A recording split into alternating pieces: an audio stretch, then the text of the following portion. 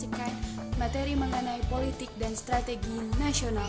But before that, jangan lupa untuk like, comment, and subscribe. So, selamat menonton ya teman-teman. Apa itu politik? Kata politik secara ilmu etimologis berasal dari bahasa Yunani yaitu politeia, yang asal katanya adalah polis yang berarti kesatuan masyarakat yang berdiri sendiri dan teia yang berarti urusan. Dalam bahasa Indonesia, politik dalam arti politics mempunyai makna kepentingan umum warga negara suatu bangsa. Politik merupakan rangkaian asas, prinsip, keadaan, jalan, cara, dan alat yang digunakan untuk mencapai tujuan tertentu yang kita kehendaki. Secara umum, politik adalah mengenai proses penentuan tujuan negara dan cara melaksanakannya. Ada hal-hal yang berkaitan dengan politik. Yang pertama, negara. Yang kedua, kekuasaan. Yang ketiga, pengambilan keputusan. Yang keempat, kebijakan umum. Dan yang kelima, distribusi kekuasaan. Yang pertama, negara. Negara merupakan suatu organisasi dalam suatu wilayah yang memiliki kekuasaan tertinggi yang ditaati oleh rakyatnya. Yang kedua, kekuasaan. Kekuasaan adalah kemampuan seseorang atau kelompok untuk mempengaruhi tingkah laku orang atau kelompok lain sesuai dengan keinginannya. Yang ketiga, pengambilan keputusan. Pengambilan keputusan adalah aspek politik. Jadi, politik adalah pengambilan keputusan melalui sarana umum. Keputusan yang diambil menyangkut sektor publik dari suatu negara. Yang keempat, kebijakan umum. Kebijakan atau policy merupakan suatu kumpulan keputusan yang diambil oleh seorang atau kelompok politik dalam memilih tujuan dan cara mencapai tujuan itu. Yang kelima, distribusi. Distribusi yang dimaksud adalah pembagian dan pengalokasian nilai-nilai atau value dalam masyarakat. Nilai adalah sesuatu yang diinginkan dan penting. Selanjutnya, apa itu strategi nasional? Strategi berasal dari bahasa Yunani strategia yang diartikan sebagai the art of the general atau seni seorang panglima yang biasanya digunakan dalam peperangan. Jadi, strategi nasional adalah cara melaksanakan politik nasional dalam mencapai sasaran dan tujuan yang ditetapkan oleh politik nasional. Maka dapat disimpulkan, politik dan strategi nasional adalah kebijakan umum dan pengambilan kebijakan untuk mencapai suatu cita-cita dan tujuan nasional. Politik dan strategi nasional.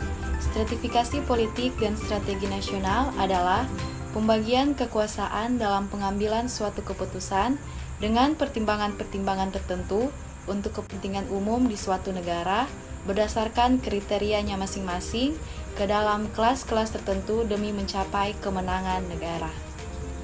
Yang keenam, politik pembangunan nasional. Politik pembangunan nasional merupakan usaha peningkatan kualitas manusia dan masyarakat Indonesia secara berkelanjutan dengan memanfaatkan kemajuan ilmu pengetahuan dan teknologi serta memperhatikan tantangan perkembangan global. Tujuan pembangunan nasional itu sendiri adalah sebagai usaha untuk meningkatkan kesejahteraan seluruh bangsa Indonesia. Manajemen nasional. Manajemen nasional pada dasarnya merupakan sebuah sistem, sehingga lebih tepat jika kita menggunakan istilah sistem manajemen nasional. Pada dasarnya, sistem manajemen nasional merupakan perpaduan antara tata nilai, struktur, dan proses untuk mencapai kehematan daya guna dan hasil guna sebesar mungkin dalam menggunakan sumber dana dan daya nasional demi mencapai tujuan nasional. Otonomi daerah. Undang-Undang Nomor 22 Tahun 1999 tentang Pemerintahan Daerah yang merupakan salah satu wujud politik dan strategi nasional secara teoritis telah memberikan dua bentuk otonomi kepada dua daerah, yaitu otonomi terbatas bagi daerah provinsi dan otonomi luas bagi daerah kabupaten kota. Perbedaan undang-undang yang lama dan yang baru ialah: pertama, undang-undang yang lama, titik pandang kewenangan dimulai dari pusat. Yang kedua, undang-undang yang baru, titik pandangan berkewenangannya dimulai dari daerah. Dan yang ketiga, kewenangan daerah. Implementasi politik dan strategi nasional. Implementasi politik dan strategi nasional di bidang hukum. 1. Mengembangkan budaya hukum di semua lapisan masyarakat untuk terciptanya kesadaran dan kepatuhan hukum dalam kerangka supremasi hukum dan tegaknya negara hukum. 2. Menata sistem hukum nasional yang menyeluruh dan terpadu dengan mengakui dan menghormati hukum agama dan hukum adat, serta memperbaharui perundang-undangan warisan kolonial dan hukum nasional yang diskriminatif, termasuk ketidakadilan gender dan ketidaksesuaiannya dengan reformasi melalui program legalisasi. 3. Menegakkan hukum secara konsisten untuk lebih menjamin kepastian hukum, keadilan, dan kebenaran, supremasi hukum, serta menghargai hak asasi manusia. 4. Melanjutkan ratifikasi konvensi internasional, terutama yang berkaitan dengan hak asasi manusia, sesuai dengan kebutuhan dan kepentingan bangsa dalam bentuk undang-undang. 5. Meningkatkan integritas moral dan keprofesionalan aparat penegak hukum, termasuk Kepolisian Negara Republik Indonesia, untuk menumbuhkan kepercayaan masyarakat dengan meningkatkan kesejahteraan, dukungan sarana dan prasarana hukum, pendidikan, serta pengawasan yang efektif. Keberhasilan Polstranas. Penyelenggaraan pemerintah atau negara dan setiap warga negara Indonesia atau masyarakat harus memiliki 1. Keimanan dan ketakwaan kepada Tuhan Yang Maha Esa sebagai nilai luhur yang menjadi landasan spiritual, moral, dan etika dalam kehidupan bermasyarakat, berbangsa, dan bernegara. 2.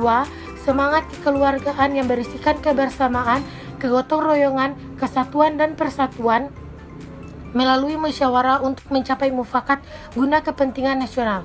3. Percaya diri pada kemampuan dan kekuatan sendiri, serta bersendikan kepada kepribadian bangsa sehingga mampu menatap masa depan yang lebih baik. 4. Kesadaran patuh dan taat pada hukum yang berintikan keadilan dan kebenaran sehingga pemerintah atau negara diwajibkan menegakkan dan menjamin kepastian hukum. 5. Pengendalian diri sehingga terjadi keseimbangan, keserasian, dan keselarasan dalam perikehidupan antara berbagai kepentingan. 6. Mental, jiwa, tekad, dan semangat pengabdian, disiplin dan etos kerja yang tinggi, serta mengutamakan kepentingan bangsa dan negara. Ketujuh, IPTEK dengan memperhatikan nilai-nilai agama dan nilai-nilai luhur budaya bangsa sehingga memiliki daya saing dan dapat berbicara di peraturan global.